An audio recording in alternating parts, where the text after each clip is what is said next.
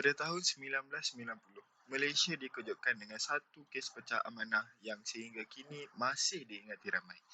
Kes tersebut adalah kisah seorang pegawai Bank Malaysia yang mencuri 1 sen sehinggalah dia menjadi jutawan. Atau kes tersebut lebih dikenali sebagai pencuri 1 sen. Jadi, siapa pegawai itu?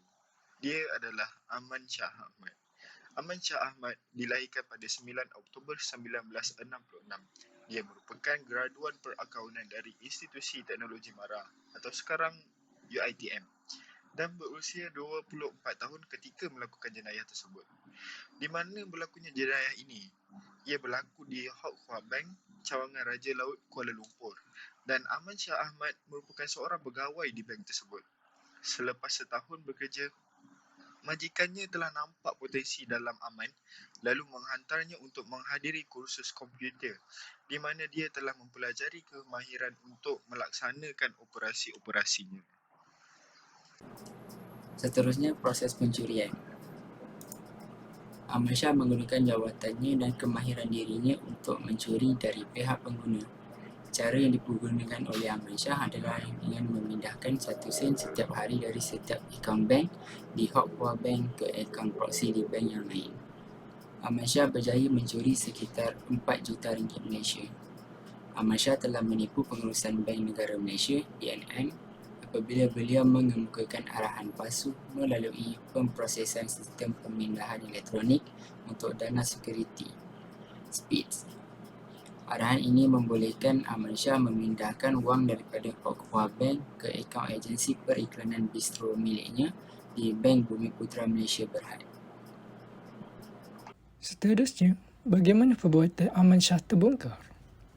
Aman Shah membeli 6 buah kereta mewah dengan wang yang ada secara tunai. Dia juga pernah menyertai pameran kereta sport di Plaza Bukit Bintang. Pada 3 Jun 1990, Aman Shah telah dijemput ke sebuah program di TV3 iaitu Sekapul Siri. Dalam temu bual tersebut, dia bercakap tentang kereta-kereta mewahnya. Namun, tanpa menyedari, bekas majikannya yang bekerja di Hock Hua Bank juga kebetulan menonton rancangan tersebut. Bekas majikannya itu berasa curiga dengan aset yang dimiliki oleh Aman. Bagaimana bekas pekerjanya dengan gaji RM1,800 sebulan mampu memiliki kenderaan-kenderaan tersebut? Lalu, bekas majikannya itu membuat audit dan mendapati RM4.1 juta hilang dari akaun-akaun pelanggannya bank.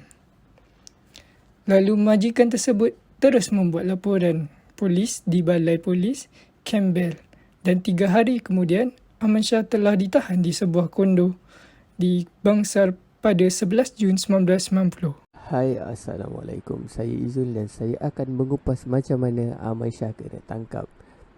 Proses menjejaki Aman Shah dimulakan dengan majikan lamanya dahulu dengan cara menjalankan audit terhadap transaksi Aman Shah semasa dia bekerja di bank dahulu. Apabila bukti telah disiap sediakan oleh majikan lama Aman, majikan lama Aman terus membuat laporan polis. Dalam hanya 3 hari sahaja, Aman Shah telah ditangkap di kondominium mewahnya di Bangsar. Pihak polis yakin bahawa dalam masa 14 hari sahaja, beliau telah berjaya membuat transaksi sebanyak 4 juta ringgit daripada duit pelanggan bank ke akaun peribadinya. Aman Shah telah menghadapi tuduhan penipuan dan pemindahan wang secara haram. Cerita pencuri 1 sen menjadi alat yang sangat efektif dalam menyampaikan pelajaran moral yang mendalam dengan menekankan pentingnya kejujuran dan integriti sebagai nilai-nilai utama yang harus dipegang teguh, bahkan dalam menghadapi tindakan sekecil mana pun. Cerita ini mengajarkan bahawa setiap nilai uang meskipun hanya sebesar 1 sen memiliki makna yang mendalam dan perlu dihargai, membuka pintu wawasan terhadap kebijaksanaan, kewangan dan etika. Lebih dari sekadar kisah seorang pencuri kecil, pesan moralnya menekankan pentingnya memahami dan menghargai nilai-nilai fundamental dalam kehidupan seharian. Selain itu, cerita ini merangsang pemikiran tentang perlunya belajar dari kesalahan, mengambil hikmah dari pengalaman buruk dan melihatnya sebagai langkah esensial dalam perjalanan menuju pertumbuhan peribadi yang lebih baik. Menegaskan bahawa setiap tindakan sekecil mana pun dapat membentuk seseorang karakter dan membawa impak ke dalam pembentukan identiti seseorang.